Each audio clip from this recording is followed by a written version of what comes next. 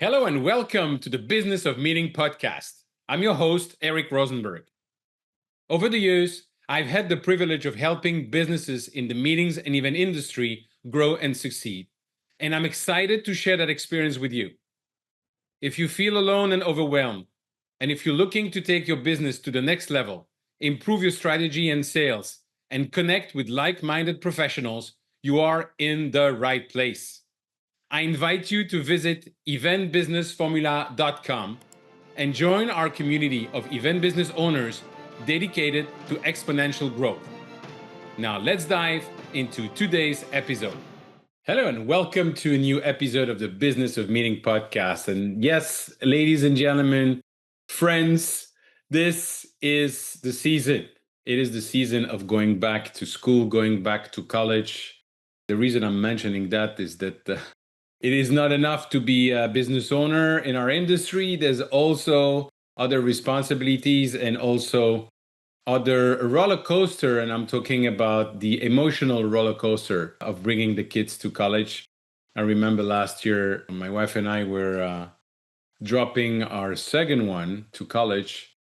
And I came back, she stayed one more day with her, and I came back a day earlier with our third one because the third one was starting high school. And I came home and I put her to bed and I closed the door. And then I looked at the two empty other rooms and I started crying. I lost it completely. I was a mess for 2 weeks. I never miss a meeting. I always have like 15 different alarms. People will call me and said, "Are you joining the call?" I was like, oh my God, I was a total mess. So if you're going through that, good luck. I'm not even looking forward what it's going to be when we'll be empty nesters. But hey, that's life. We give them roots and wings, and it's time for them to fly. So anyway, good luck with that. And the reason also that I want to mention that today is that it's end of August. And in a few months, the year will be over already. Actually, I look at my planning, and if I'm not mistaken, we have about 85 working days until the end of the year. I don't count the weekends. I should, and I hope you're not working the full weekend and still getting time for yourself. But it's 85 days, 85 working days until the end of the year. And the reason I'm mentioning this is it's going to go fast. And it's really time to start thinking about two things. First, what is it that you want to achieve until the end of this year during the 85 working days? And second, what do you want to do in 2026? What do you want to do next year? And one of the tools I love using is a mind map. If you don't know about mind mapping, which was invented by Tony Buzan a few decades ago, it's basically mapping all the ideas that are centered on one topic. I learned it many, many, many years ago when I was a student, thanks to an organization called IESEC. It's an International Association of Student Economic and Management, in which I was very involved. And we had trainings from the major Fortune 100 companies. And one of the training we had was about mind mapping. And it was known in the university that we received this type of training. And I have this anecdote from my former management teacher, Martine Duret, exceptional woman. We had the exam and it was a case to analyze. And before I start answering, I took a piece of paper and start drawing a mind map with all my ideas and how I was going to structure that before writing the full answer. And she passed by and looked at me and looked at the mind map. And then she looked at me again and she went, are you a member of ISEC? So it was very well known that we were training that and we're using that. And I encourage you, just like I did myself this week, to prepare a mind map of everything you want to be doing until the end of the year. And then everything you are the main objective you're going to have for 26. But most importantly, what is it that you want to be achieving between today and the end of the year, which, as I said, is coming in 85 working days. That mind map will help you really take everything that is in your brain is going to be written in that mind map. And then you're going to be able to set priorities. Now, there's 24 hours, 7 days a week.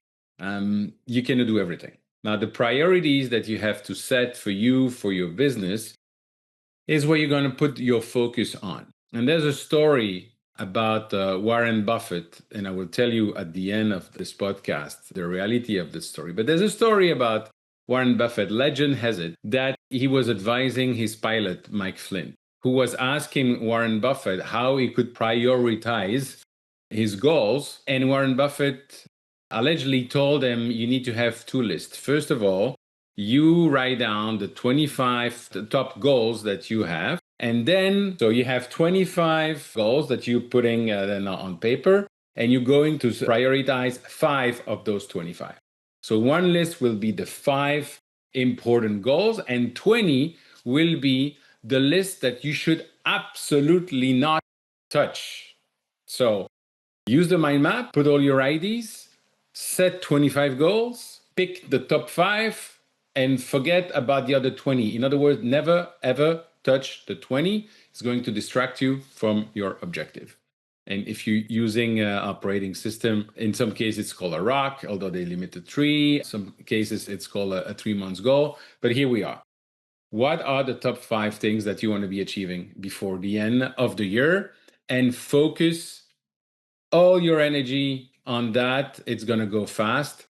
Now, the funniest thing about the story is that apparently Warren Buffett never said that. And there was a journalist, Mr. Banayan, who wanted to know if it was true or not. So he managed to go to Omaha during the annual assembly of Berkshire Hathaway and ask a question. When it was his turn, he asked Warren Buffett and said, I've heard that one of your way of focusing your energy is that you write down the 25 things you want to achieve, you choose the top 5, and then you avoid the bottom 20 at any cost.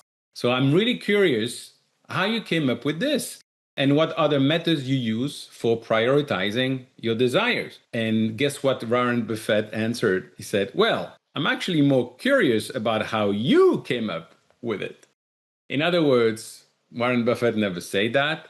That doesn't mean that it's not a good process, that it's not a good idea to prioritize your goal, to make sure that you're going to focus your energy on what matters and to prepare for a wonderful 26. This is what I love doing, helping small business owners in our industry. And if there's any way I can help you, please reach out on LinkedIn.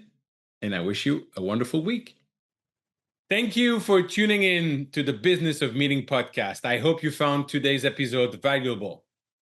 If you enjoyed the show, the most important thing you can do is leave a review and share it with your colleagues. It really helps spread the word. I truly appreciate your support.